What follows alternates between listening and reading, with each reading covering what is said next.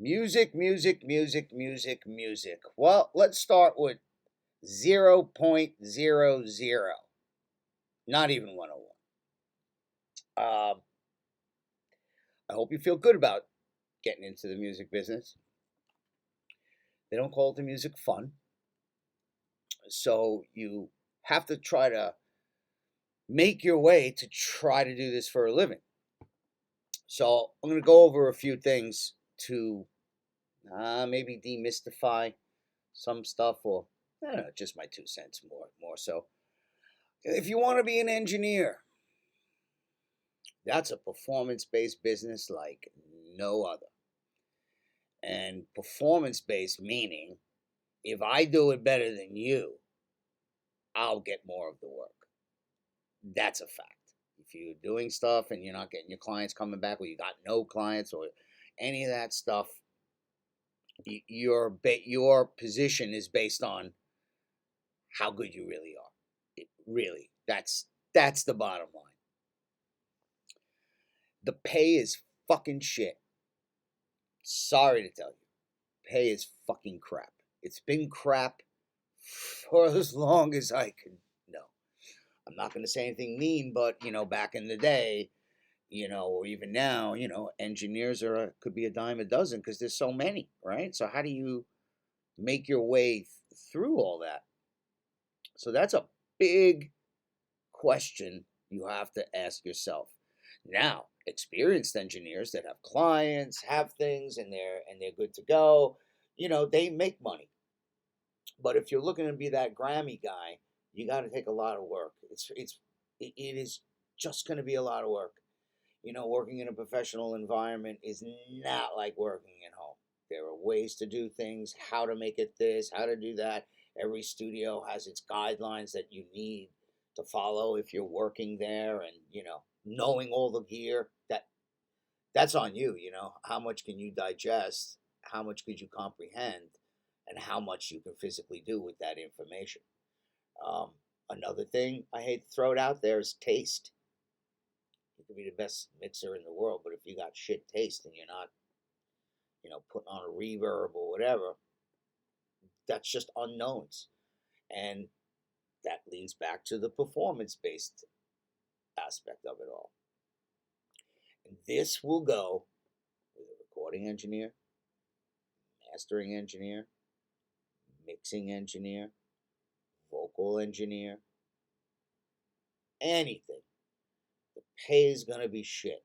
So if you're living at home and you're in your late teens, early 20s, go get a fucking job. Clean up pails. Get in the environment. See what has to happen. Go home and do it again and again. And why am I saying this repetition of working? Because that's what you're going to have to do. Sorry. You got a girlfriend? Next. See your family on the holiday? Next. Have friends that you grew up with and hanging out? Next. Hobby? Next. You're going to be living in an environment that's a 24-hour job. Whether or not you can't work for 24 hours, but things just go. And if you're working at night, you got to be ready. You got to get there early. You got to set up. You got to do this. You got to do that instead of just, so the whole professional environment, it's a lot. It's a lot to contend with. I mean, if you're at home, you can always take a break. But if you're working and you have clients and they don't give a shit it's Thanksgiving or not, they want the track done. You said you would get it done. Sorry, no turkey day for you. And this, is like, even I would have to say, post pre-production, that shit's on some serious deadlines. And yeah, those guys are doing the best work possible, but they had to sacrifice a lot to be there. And that's what you're going to have to do. So if sacrificing, changing the way you're going to live for no money in the beginning, that's the commitment. If you can do that, and the bug inside you is that strong, you could succeed. I don't know anything about 10,000 fucking hours. I absolutely have No idea where that came from. None. I don't even know what that means. 10,000 hours. Yeah, what if it takes you 11? Hey, but I did scratching in 1987. I did a lot of edits because I bought a tape machine with my hard-earned chintzy money fees that I was getting. And I don't even know what to say. I had a hit record way before I even hit a fucking 1,000 hours. So don't look at that. You can have a great record after an hour if it's a great record. I think 10,000 hours, maybe that's where your listening skills will become better. And at that point, the skill of what's going on, that's really on you, how long it takes you to digest what's in front of you and do your thing. So I hope that helps engineers to, I don't want to make it a depressing path forward, but you know, there's a lot of stuff going on now on the internet. So are you ready for that? Well, someone's got to jump in the pool first. So I would say try it. You got nothing to lose. Nothing. If you're worried, make up another name and give that a go and see what the what the market's like on Fiverr, for example. And look at all the other people what they're paying, and then you try to get on those try to get on that platform and do your business. There's probably others. I'm sure there is. I know there is. But that's it. You got to start, and then you have electricity, you have rent. So there's a lot of things. And then you probably, if you're not engineering, you need, in a big studio, you need gear. You need gear to record. I mean, it ain't cheap. So when you start this adventure, where you want clients and stuff, you got to have some of the, some essential things, so there's that added expense.